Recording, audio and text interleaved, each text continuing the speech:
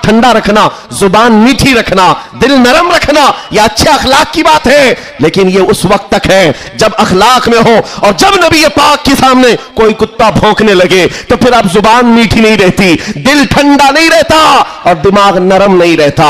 इसलिए कि हमारे अखलाक यही है। गैरत यह है, दुनिया वाले अपनी बीवी को छेड़ने पर, अपने मां को टच करने पर बरंगेख्ता हो सकते हैं, तो हम करोड़ों मां से ज्यादा अपने नबी से मोहब्बत करते हैं।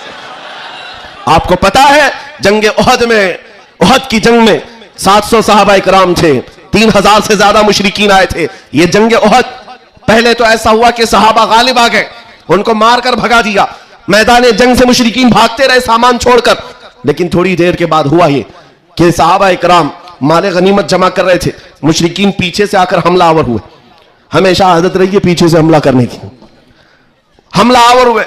और उस वक्त सहाबा इकराम जो मैदान में माले गनीमत जमा कर रहे थे अंदाजा न कर सके, जिसकी वजह से 70 सहाबा शहीद हुए। सुनो मैं क्या बात अर्ज कर रहा हूं, जंग तफसील से बयान करने का वक्त नहीं है। उहद की जंग में 70 सहाबा शहीद हुए। ये वो जंग है जिसमें अमीर हमजा का सीना चाक करके कलेजा चबाया गया था।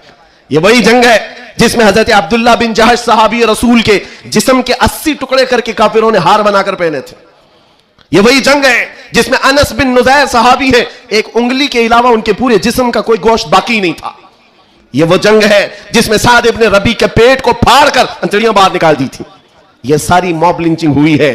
उस जंग के मैदान में सबसे बड़ा हादसा क्या हुआ था, रसूल पाक सल्लल्लाहु तआला अलैहि वसल्लम के चेहरे पाक पर एक जालिम ने लोहे की टोपी से मारा था, तो जिसकी वजह से हुजूर के 2 दांत शहीद हुए थे। ये जंग के हालात। अब सुनो, सहाबा कराम पीछे हट गए, नबी पाक सल्लल्लाहु अलैहि वसल्लम उहद पहाड़ के अंदर जाकर बैठे, क्योंकि जंग के हालात बदल गए, कुफार और मुशरिकीन गालिब आ गए। कभी ऐसे हालात आते हैं, सुनो मेरे अजीज, कभी ऐसे हालात आते हैं मोमिनीन को पीछे हटना पड़ा, सहाबा रसूलुल्लाह के साथ पीछे चले गए।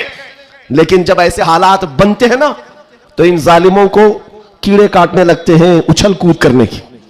मैदान में उछल कूद शुरू हो गया, जश्न शुरू हो गया, छेड़ना शुरू किया मोमिनीन को। क्या कह करके अबू सुफियान उनकी तरफ से आया, काफिरों की तरफ से, और नारे लगाना शुरू कर दिया।